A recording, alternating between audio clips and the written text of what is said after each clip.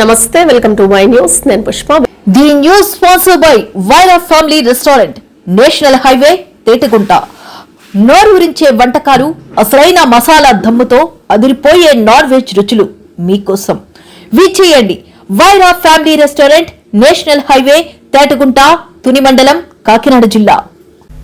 Doctor BR Ambedkar Konaseema జిల్లాలోని ద్రాక్షారామం శ్రీ భీమేశ్వర స్వామి ఆలయంలో గల కపాలేశ్వర స్వామి ఘట్టం వద్ద శివలింగం పునః ప్రతిష్ఠ చేసిన వైసీపీ నాయకులు రాజకీయం చేయటం సరికాదని కూటమి పార్టీల నాయకులు ఆగ్రహం వ్యక్తం చేశారు. ద్రాక్షారామ శ్రీ భీమేశ్వర స్వామి ఆవరణలో మీడియా సమావేశంలో బీజేపీ అనకాపల్లి జిల్లా ఇన్ఛార్జ్ కర్రి చిట్టిబాబు, తెలుగుదేశం పార్టీ రాష్ట్ర బీసీసీఎల్ నాయకులు పెంకే సాంబశివరావు, ద్రాక్షారామం పీఎస్సీఎస్ అధ్యక్షులు ముప్పనపల్లి గణేష్, బీజేపీ నాయకులు పి కేశవ, రాఘవేంద్రరావు, ఆళ్ల బుజ్జి తదితరులు మీడియాతో మాట్లాడారు. ద్రాక్షారామంలో కపాలేశ్వర స్వామివారి శివలింగం ప్రతిష్టకు విఘాతం చేయటం విచారకరమని, ఈ ఘటన జరిగిన వెంటనే రాష్ట్ర కార్మిక శాఖ మంత్రి వాసంశెట్టి సుభాష్ తక్షణం స్పందించి పోలీసు యంత్రాంగాన్ని అప్రమత్తం చేయడంతో 8 గంటల్లోపే నిందితుడిని అరెస్ట్ చేశారని అన్నారు. ఈ ఘటనకు పాల్పడిన నిందితుడిని మీడియా ముందు ప్రవేశపెట్టి జరిగిన వాస్తవం ప్రజలకు తెలియజేసి హిందువుల మనోభావాలు కాపాడారని అన్నారు. పని పాట లేని వైసీపీ నాయకులు దయ్యాలు వేదాలు వల్లించినట్టుగా ఏవేవో అర్థం లేనివి మాట్లాడుతూ ప్రజలను తప్పుదారి పట్టిస్తున్నారని ఆగ్రహం వ్యక్తం చేశారు. విగ్రహాన్ని దుండగులు బదలు కొడితే వైసీపీ నాయకులు దారుణంగా రాజకీయాలు చేస్తూ మాట్లాడడం సిగ్గుచేటు కదా అని అడుగుతున్నాం. మేము భారతీయ జనతా పార్టీ హిందుత్వాన్ని కాదు, హిందువు ప్రతి ఒక్కరు కూడా దీని మీద స్పందించాలి. మీరు హిందువులు కాదా? అలాగే రాజమండ్రి ఎంపీ భరత్ గారు తప్పుడు మాటలు మాట్లాడి బీజేపీ గురించి మాట్లాడే అర్హత కానీ హక్కు కానీ అతనికి లేదు. ఎందుకంటే ఇక్కడ కపాలేశ్వరుడు యొక్క విగ్రహం బదలు కొడితే మరి 12 గంటల్లో వాళ్ళని శిక్షించడం కోసం కూటమి ప్రభుత్వం నిర్ణయించాలని పట్టుకోవడం జరిగింది. అయ్యా, మీ ప్రభుత్వంలో 10 చోట్ల హిందూ దేవాలయాలపై దాడి జరిగితే మీరు ఏం చేశారయ్యా? ఏం చేశారు? అంతిమవేదిలో రథం తగలబెడితే ఆ ముద్దాయిని పట్టుకోలేదే. విజయనగరంలో శ్రీరాముడి తల నరికితే మీరు పట్టించుకోలేదే. దుర్గగుడిలో నా ఎండి సింహాలు నా మాయమైతే ఏమైంది అని అడిగితే దాని గురించి పట్టించుకోలేదే. మీ ప్రభుత్వంలోనే హిందూ దేవాలయాలపై దాడులు ఎక్కువగా జరిగింది. సిగ్గు లేదా నీకు? భరత్, నువ్వు మాట్లాడే అర్హత కానీ హక్కు కానీ నీకు లేదు. నువ్వు హిందువు కాదా? హిందువులదా? ఒక బీజేపీదేనా?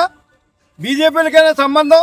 నువ్వు హిందువుగా ఓట్లేసుకు దొబ్బుతున్నావు నువ్వు, కానీ మళ్ళీ బీజేపీ మీద మాట్లాడుతున్నావు నువ్వు ఖబర్దారు. ఇప్పటికైనా జాగ్రత్తగా ఒళ్ళు దగ్గరెట్టుకుని నువ్వు మాట్లాడకపోతే మర్యాద ఉండదని చెప్తున్నావు.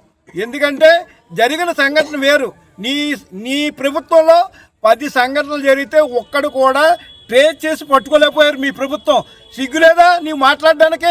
ఈ ప్రభుత్వం కూటమి ప్రభుత్వం 24 గంటల టైం ఇచ్చారు. 24 గంటల్లో 12 గంటలకే వాళ్ళు దోషులు ఎవరైతే ఉన్నారో వాళ్ళు పట్టుకుని శిక్షించడం కోసం చేశారు. బంగారు చీర అన్నారు, ఇవాళ బంగారు చీర ఉందండి. ఆ బంగారు చీర మీకు కూడా ఇష్టమేంటండి అని చెప్పి మీడియా మిత్రులు కూడా చెప్పేది ఏంటంటే, స్వామివారికి కానీ అమ్మవారికి కానీ ఏదైనా సరే ఒక బంగారం అప్పు చెప్తే మనమే బంగారం తయారు చేసి ఇస్తే అది ముక్కు పుడకైనా సరే దానికి సంబంధించిన ఒక బిల్లు ఇస్తామండి. 2 గ్రాములు కొన్నామంది బిల్లు ఒక బంగారు కాగితంలో పెట్టి ఆ యొక్క మీరు బిల్లు కావాలనుకుంటే ఆ యొక్క సిబ్బందికి మీరు అందజేస్తే దేవస్థానానికి వారు ఒక రిసిప్ట్ ఇస్తారు మనకి.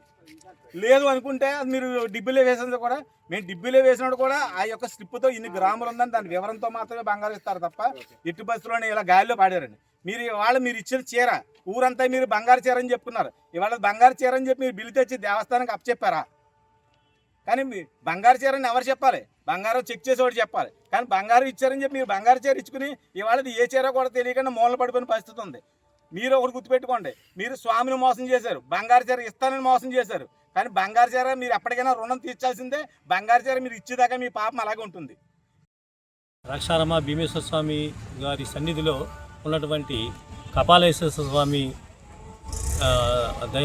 శివలింగం 29వ తారీఖుని రాత్రి 1:30 కొంతమంది దొండగులు వచ్చి వారిని ధ్వంసం చేసి వెళ్ళిపోయారండి. వెళ్ళిపోతే వెంటనే మాకు తెల్లవారుజామున వెంటనే ఇక్కడ ఉండే సెక్యూరిటీ కొంతమంది భక్తులు వెంటనే తెలియజేశారండి. వెంటనే తెలియజేస్తే వెంటనే ఇమీడియట్లీగా వెంటనే మా మినిస్టర్ గారు మా కూటమి ప్రజలందరూ కూడా, మా కూటమి నాయకులందరూ కలిసి అందరం వచ్చి మన మినిస్టర్ గారు వాసంశెట్టి సుభాష్ గారు మినిస్టర్ గారు ఆదేశాల మేరకు మా కూటమి నాయకులందరూ దగ్గరుండి ఇమ్మీడియట్లీగా మొత్తం ఆల్ డిపార్ట్మెంట్స్, ఎందుకంటే మన పోలీస్ డిపార్ట్మెంట్ ఎస్పీ గారు డిఎస్పీ గారు, 4 సర్కిల్ ఇన్స్పెక్టర్లు, 4 సబ్ ఇన్స్పెక్టర్లు, 100 క్లూస్ టీం రప్పించి, అలాగే కలెక్టర్ గారితో ఎండోమెంట్ కమిషనర్ గారు అందరూ వచ్చి దగ్గరుండి వితిన్ 12 అవర్స్లో 12 గంటల్లో ఈ ఛేదించేసి ఎట్టి పరిస్థితుల్లోని ఆ దొండగన్ని పట్టుకుని వారి పేరుతో సహా ప్రకటించడం జరిగింది. ఎందుకంటే ఎలా జరుగుతుందన్నది హిందూ ధర్మ సాంప్రదాయాన్ని, హిందూ ధర్మాన్ని కాపాడడం అందరి ధర్మం అండి, అన్ని పార్టీలు ధర్మం కూడానే.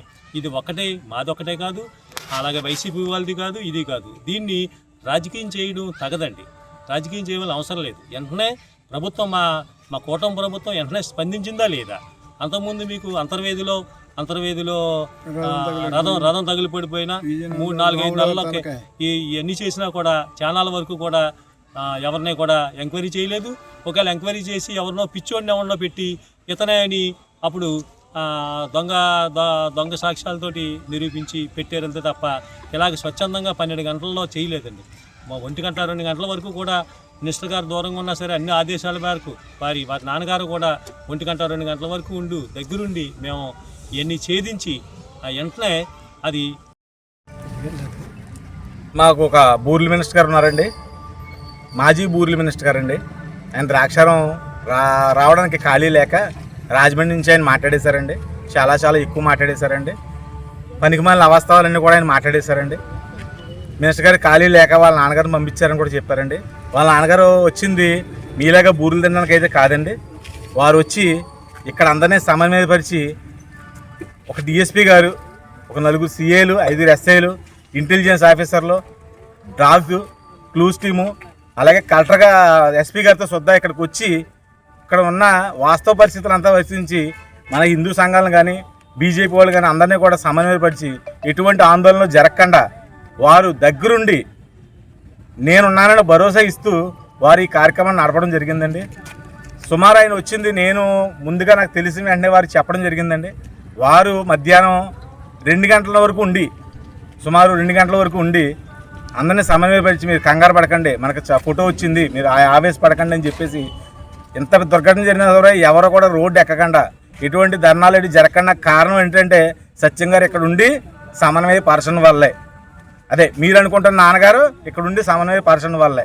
మినిస్టర్ గారు ఆ రోజు ఎంతమంది కూటమి నాయకులు ఫోన్ చేసి సాంబశివరావు గారు కానీ గణేష్ గారికి కానీ చేసి ఎట్టి బస్సులోని మేము పట్టుకుంటామని నమ్మకం వారికి కలిగించారు కనుక ఎవరో కూడా ఎటువంటి స్టెప్ వేయకుండా, తప్పుడు స్టెప్ వేయకుండా జరిగిందండి.